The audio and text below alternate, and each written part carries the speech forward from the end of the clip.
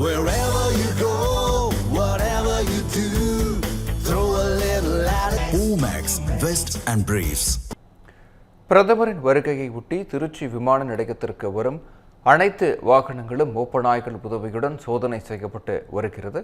இதுகுறித்து நமது செய்தியாளர் நாகேந்திரன் வழங்கும் தகவல்களை கேட்கலாம். நாகேந்திரன், விவரங்களை வழங்கலாம்.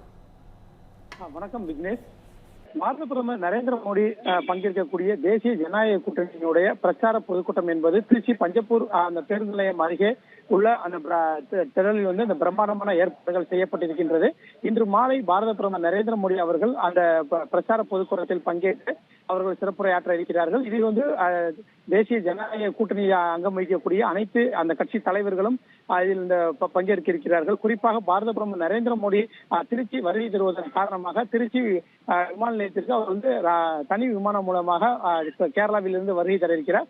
இங்கு வருகை தரும் பாரத பிரதமர் நரேந்திர மோடி இங்கிருந்து ஹெலிகாப்டர் மூலமாக நிகழ்ச்சி நடைபெறும் இடத்திற்கு அங்கு ஹெலிகாப்டர் தளத்திற்கு சென்று அங்கிருந்து நிகழ்ச்சி நடைபெறும் இடத்திற்கு செல்ல இருக்கிறார். இதன் காரணமாக பார்த்தோம் என்றால் திருச்சி விமான நிலையத்தை சுற்றிலும் சுமார் 5 காவல்துறை பாதுகாப்பு என்பது போடப்பட்டிருக்கிறது. இந்த திருச்சி விமான நிலையத்திற்கு சற்று நேரத்திற்கு முன்னர் அதிமுகவின் பொதுச் செயலாளர் எடப்பாடி பழனிசாமி வருகை தந்தார். அவரை அதிமுகவினுடைய தொண்டர்கள் மற்றும் மாநில மற்றும் மாவட்ட நிர்வாகிகள் அவர்களை வரவேற்று தற்போது அழைத்து சென்றிருக்கிறார்கள். தற்போது இங்கிருந்து வருவது திருச்சி இருக்கக்கூடிய அந்த தனியார் தங்கும் விடுதிக்கு சென்றிருக்கிறார்.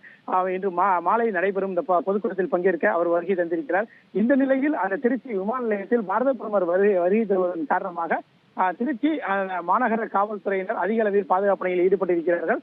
அதே போன்று இந்த திருச்சி விமான நிலையத்துக்கு வரக்கூடிய அனைத்து வாகனங்களையும் வெடிகுண்டு தடுப்பு பிரிவு காவல்துறையினர் மோப்பநாய் உதவியுடன் வரக்கூடிய அனைத்து வாகனங்களும் சோதனை என்பது நடைபெற்று வருகின்றது. மேலும் கண்காணிப்பு பணிகள் என்பது கூடுதலாக காவல்துறையினர் பணியமர்த்தப்பட்டு அவர்கள் தொடர்ந்து கண்காணிப்பு பணியில் ஈடுபட்டு வருகிறார்கள்.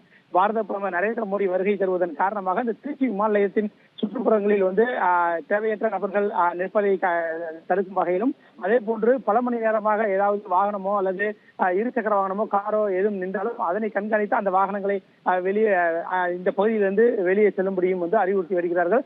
தொடர்ந்து இந்த திருச்சி விமான நிலையம் சிஆர்பிஎஃப் அவர்களுடைய அந்த பாதுகாப்பு வலயத்திற்கு வந்திருக்கிறது. திருச்சி விமான நிலையத்தை சுற்றி இருக்கக்கூடிய அந்த பகுதியில் திருச்சி மாநகர காவல்துறையினருடைய அந்த பாதுகாப்பு வலயத்திற்குள் வந்திருக்கிறது.